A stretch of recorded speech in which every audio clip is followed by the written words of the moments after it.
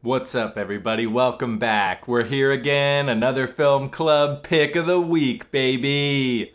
I know. It's great. It's the first pick of December. I think we're up to like 150 movies now that we've watched in this club, so we've been doing pretty good. I'm Carson Higgins, by the way. This is my buddy Groot. I got some other friends here too, but Groot and I have been doing these videos for a while because we've been doing this club for a while.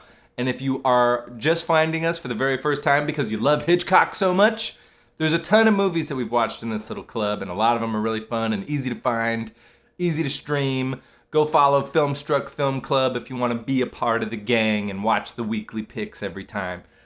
We took part in the new Criterion channel Hitchcock for the holidays. I love that they put this little playlist together for December. I think it's a really cute little piece of branding.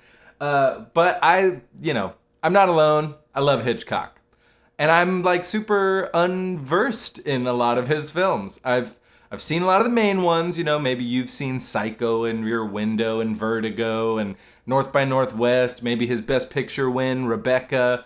Maybe you've seen some of these films, The Birds. There's a lot of good ones. But Rope is the film that we watched this week. And it's awesome, man. I had always known about it because it famously has this like one take trick going on that has always kind of been the highlight of talking about this film. There are actually 9, if I'm not mistaken, 9 little cuts that hide the illusion as best as they can. Right? This film was made in 1948, based off of a 1929 play of the same name. And Hitchcock wanted to make the film feel like the play. The play unfolds in real time. We're at a party that lasts about an hour and a half, and that's what the film winds up being about. And so, using this little trick of having the camera never cut, except for very seldom, wound up being quite the little stunt that Hitchcock pulled. Real quick, I will just say that it is like I said, it's a play from 1929 based off a real murder that took place.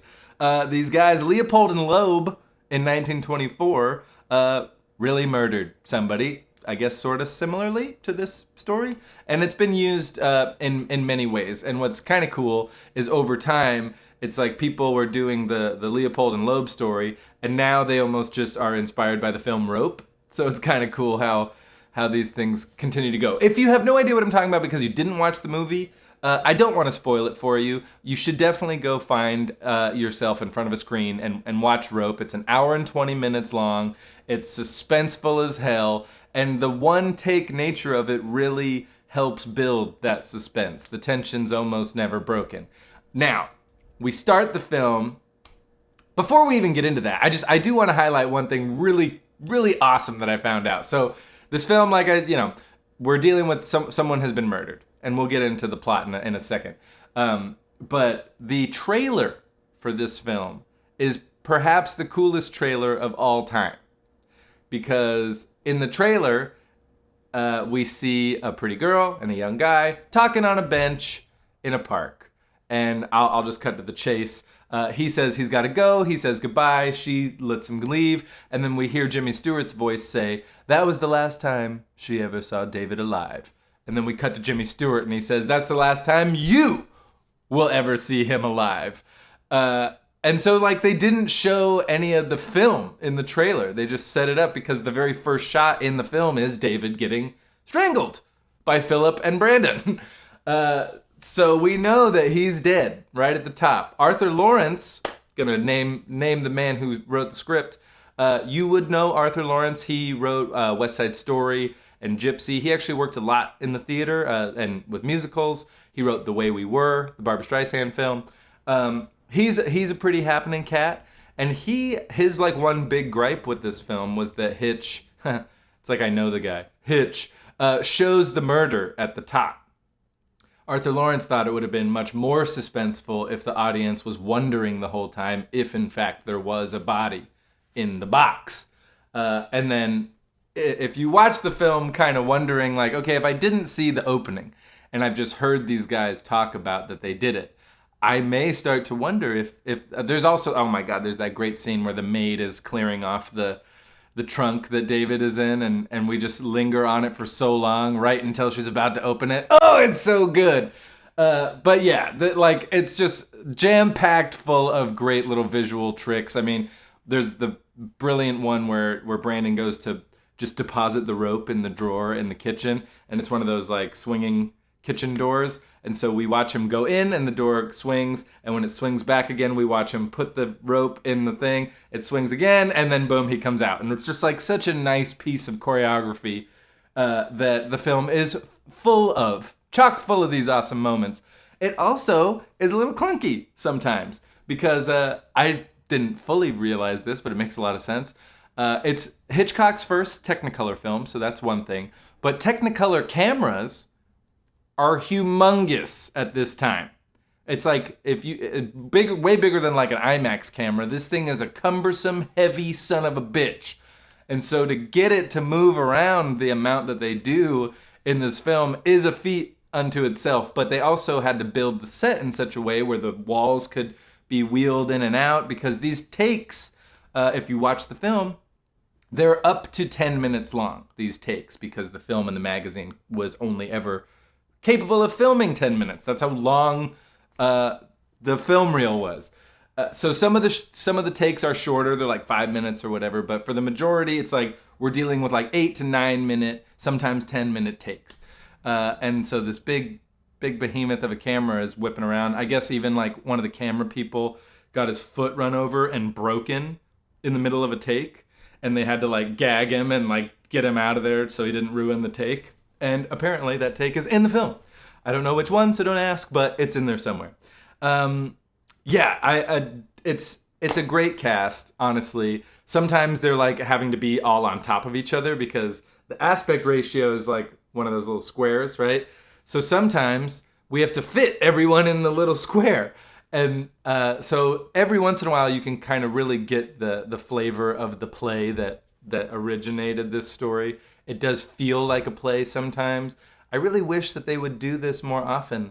Like, not even necessarily in the cinema, but like if there's a Broadway play or something. NBC's always showing like musicals every year, and it would be so tight if like there was a Broadway play that they shot this way so that it like was blocked out like a one-take little movie. Anyway, I think it would be cool. But yeah, the subject matter, of course, is this murder that takes place. These two young intellectual college-age men who have like a not so covert like homosexual relationship. I mean, we don't just come right out and say it really ever, but you do get the sense that they are more than just friends. It's also like, wait, so they both live here? What's going on?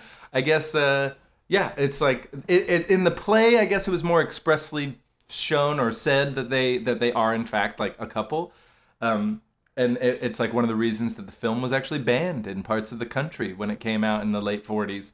People were still pretending gay people didn't exist. So if we could just not see them on the screen, then we could pretend a little bit longer that there's no gay people around. But no, Brandon and Philip are very much together, and there's some pretty incredible like subtextual innuendo that takes place between them. And honestly, for like our standards in 2021, some of them are like pretty deep innuendo. Like if you weren't looking for it, maybe you wouldn't pick up on the like queer undertones of these people. But Arthur Lawrence is very much like an out homosexual person and wanted to present these people not just as gay people, but as real whole three-dimensional people. And part of what makes them interesting is that they are these murderers, and that they talk about it quite a bit in the film, how like their teacher, who we meet a little later as Jimmy Stewart, would kind of talk about this notion of like some people are allowed to commit murder if you're like of a certain upper echelon of person. These guys take it a little too far. They do murder someone. They do put him in a trunk, and then they invite everyone, including the guy's parents, to a party. And the party's awkward because like no one really knows why we're having a party. Like they keep getting handed champagne and everyone's like, what's the occasion? And it's like, oh, we're going out of town for the weekend. And So it's just like there's kind of an oddness to why this party is happening. But yeah, it's just like the wordplay is amazing. There's just a trillion puns to about death. Like I can't even really think of any off the top of my head, but just throughout the film, there's just a ton of references to like strangulation and death. Just it's all over the place.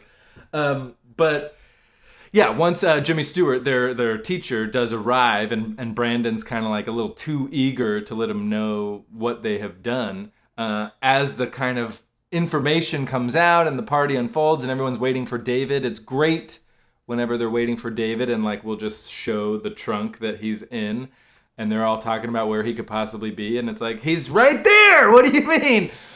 So it's just like, it's that perfect Hitchcock thing. I'd heard it once upon a time where it's like, you don't just have two people having a conversation and then a bomb goes off.